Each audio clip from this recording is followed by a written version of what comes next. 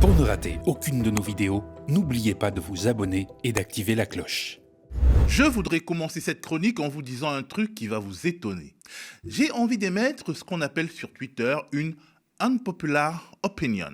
3, 2, 1. Elle a raison, Adèle Van Riet de France Inter, quand elle met la bande de Charline Vanhoenacker dans un corner. Mais non, mais qu'est-ce que tu racontes, Théophile? Mais si, je l'affirme et je suis absolument d'accord avec moi-même. Et puis, comme le dit ce brave Philippe... Donc bon, c'est ce que j'ai dit, j'allais dire. C'est vrai quoi? On ne peut plus rien dire. Ça va, je rigole. Je vais pas vous faire le coup du coming out macroniste là en fin de saison, alors que c'est déjà la grosse déprime avec les dernières indécences parlementaires du pouvoir sur la réforme des retraites. Je m'explique. À quoi ça sert d'investir des sommes importantes dans un programme spécialisé dans l'humour, de recruter des Ferrari de la blagounette et du mot d'esprit acéré, alors même que partout, tout le temps, dès qu'on allume sa télé ou qu'on écoute sa radio, et pour peu qu'on soit adepte du rire jaune, eh ben, on se marre absolument tout le temps. Bon alors, c'est souvent du comique involontaire. Eh les guignols, ressuscitez pas, hein, ça sert à rien. Roselyne Bachelot, Éric Brunet et les grandes gueules de RMC BFM font le job mieux que vous. On en parle dans ce nouvel épisode de l'actu démasqué.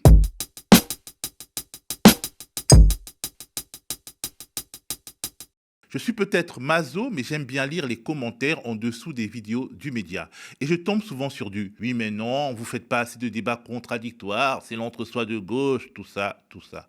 Bon oui, ok, peut-être.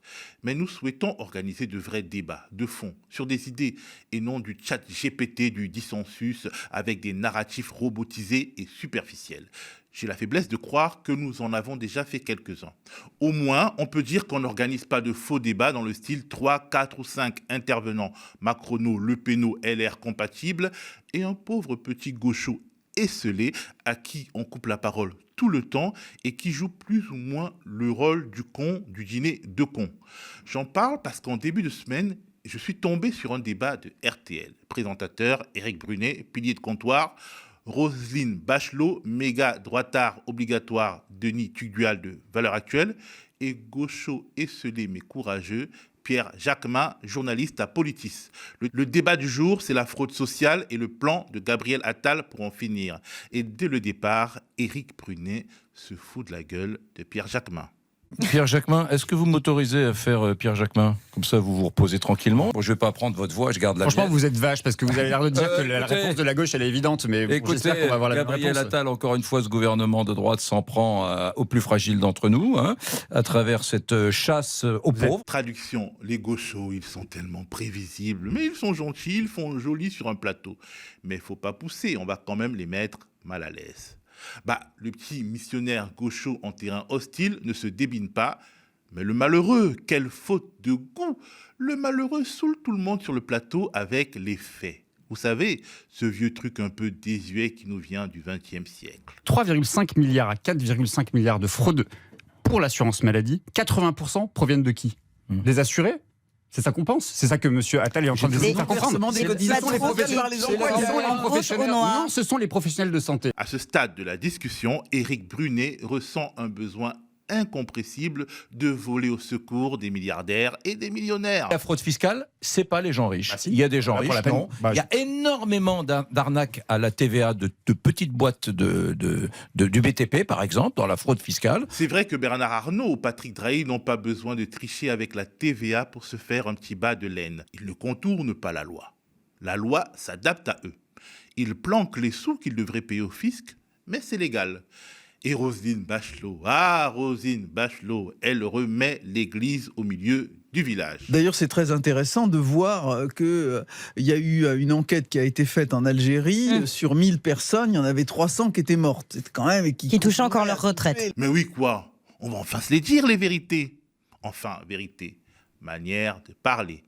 L'enquête dont parle rapidement Roselyne Bachelot indique que sur les 1000 retraités de plus de 85 ans, ciblés précisément parce que leur situation était particulière, 130 et non 300 étaient décédés, et que sur ces 130 cas, 15 seulement relevaient de la fraude caractérisée. Quand on ajoute que la pension moyenne des retraités de France vivant leurs vieux jours en Algérie est de 249 €, on a tendance à penser que ce n'est pas ça le plus gros dossier de fraude sociale en France. Mais bon, les faits, c'est ennuyeux et c'est passé de mode. Ce qui compte, c'est le ressenti de nos compatriotes. Et Roselyne, qui est proche du peuple, qu'on se le dise, sait très bien comment capter ce ressenti. On voit bien que vous passez pas comme moi votre vie dans les bistrots. Et qu'est-ce que les vrais gens, ils disent donc dans les bistrots? Qu'est-ce qui énerve les Français? C'est la voisine de palier qui touche une allocation de mère isolée et il y a un loulou dans le circuit. C'est le frère qui utilise la carte vitale du gars assuré social alors que lui, il l'est pas parce qu'il est en situation irrégulière. Ah, ces étrangers, encore eux, de vrais piques-assiettes. C'est le ferraillou qui roule en Mercedes et qui touche le RSA. Ils sont pas si pauvres que cela, les pauvres, ma bonne dame. Conclusion? C'est ça qui énerve les gens, beaucoup plus que la fraude fiscale. Eh bien, ils ont de la concurrence, les instituts de sondage. Roselyne Bachelot, elle fait le même job qu'eux, en 2-3 tours au troquet du coin. On pourrait s'époumoner à lui dire que déjà son échantillon est pas si fiable que cela et que de toute façon les gens parlent de ce qu'ils connaissent et autant ils voient leur voisine qui va en vacances, autant ils ne voient pas le train de vie dispendieux des ultra-riches qui ont depuis bien longtemps fait sécession d'avec la société. Mais en fait, ça sert à rien. Roselyne Bachelot sait très bien ce qu'elle fait. Elle est consciente du rôle qu'elle joue, qui est systémique et intrinsèquement lié à l'utilité politique des médias des milliardaires. À ce propos, l'avocat gilet jaune François Boulot était très clair sur le plateau du Média mercredi dernier. Les médias, en fait, leur principale force, leur première arme déjà, c'est attirer l'attention sur des sujets qui n'en sont pas. Ah ben tiens, justement. Si on faisait un petit inventaire non exhaustif des débats qui n'en sont pas, mais qui nous ont été imposés par les gros médias dans une semaine importante durant laquelle il était question, pour nous en tout cas, de couvrir la journée d'action et de mobilisation du 6 juin et la proposition de loi Lyotte du 8 juin. Commençons par la non-affaire H-Market. Tout part d'un article d'un journaliste du Parisien basé dans les Yvelines. Franchement, un article économique conso qui ne produirait pas d'effets sociaux délirants si les ingénieurs de la division n'étaient pas si nombreux dans notre pays.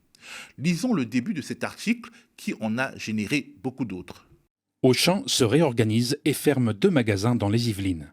Au total, la direction vient d'annoncer la cession prochaine de 7 supermarchés en France. À Rambouillet et aux Mureaux, les grandes surfaces vont être vendues dans les prochains mois.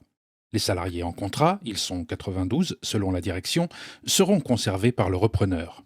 Une rentabilité insuffisante dans un contexte hyper concurrentiel expliquerait la décision forte du groupe. Les supermarchés de Rambouillet et des Mureaux ont pour point commun d'être cernés par la concurrence. Carrefour et Leclerc dans la première commune, Carrefour Flins dans la seconde, ont contribué à éroder les profits. De base. C'est donc Auchan qui estime qu'en raison surtout de la concurrence de Carrefour, il fait moins de cash. Ce n'est plus intéressant, il se barre. Le b.a.-ba du capitalisme, quoi. Mais voilà, en dehors de Carrefour, nous explique cet article, il y a dans la ville des Mureaux une enseigne indépendante dite ethnique qui mord elle aussi les mollets d'Auchan. Elle s'appelle H-Market. H pour halal.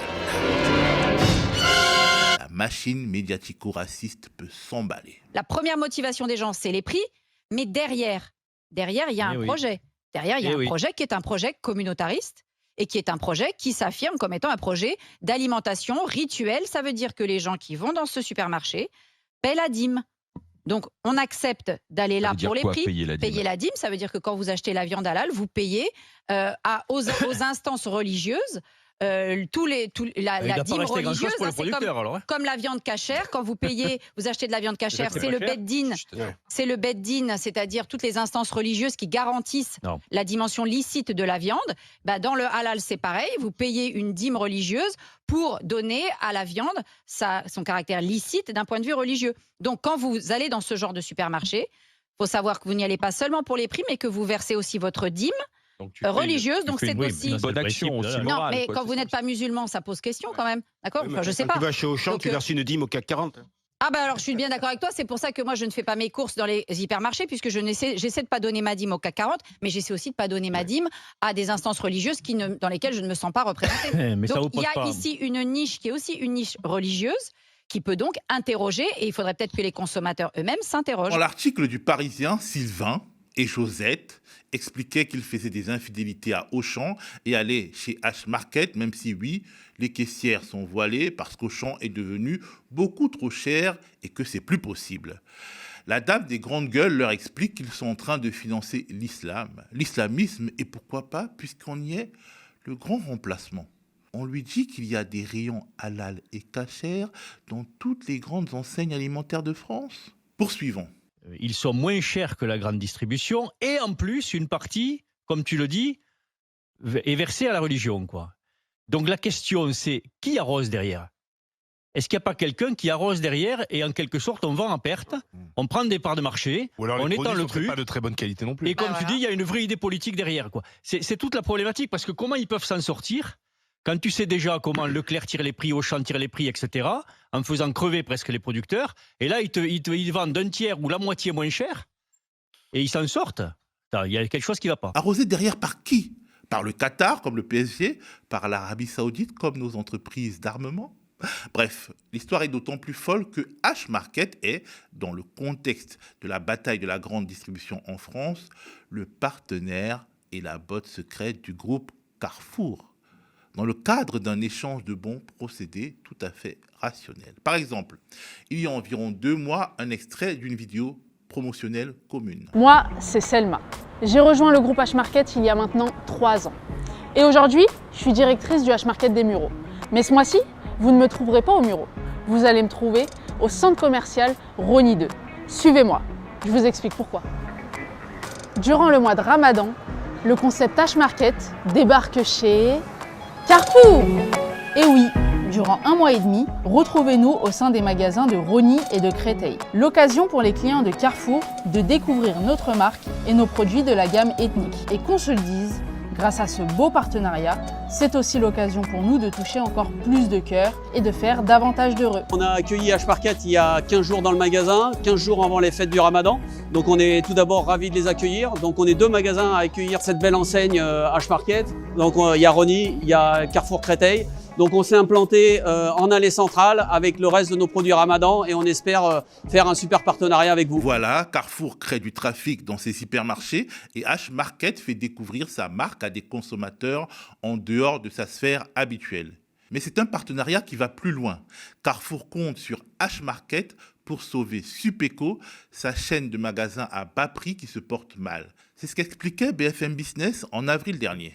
Un Supéco situé en région parisienne ont été transformés en H-Market, c'est une enseigne halal indépendante. Pourquoi ce changement d'enseigne d'un seul coup ? Alors c'est toujours la même marque, sauf que c'est un nouveau partenaire pour le groupe Carrefour. Alors l'idée c'est de booster certains magasins Supéco avec davantage de produits du monde, de produits halal, donc dans ces magasins, qui sont de plus en plus plébiscités par une certaine partie des consommateurs donc de ces communes. Vous l'avez rappelé, hein, donc H-Market, c'est une enseigne indépendante halal qui est aussi discount, donc qui propose des prix attractifs. Le changement, il a été opéré avant le Ramadan, qui a commencé le 23 mars dernier. Et ces supermarchés, ils ne sont pas totalement transformés, hein. Ils comportent une partie des produits généralistes Supéco. Pour l'instant, il s'agit de 3 magasins en location gérance qui sont passés sous bannière H-Market et Supéco. L'enseigne Supéco est toujours affichée, mais en tout petit, en dessous du nom H-Market. Il y aura au total une dizaine d'ici 2 à 3 ans.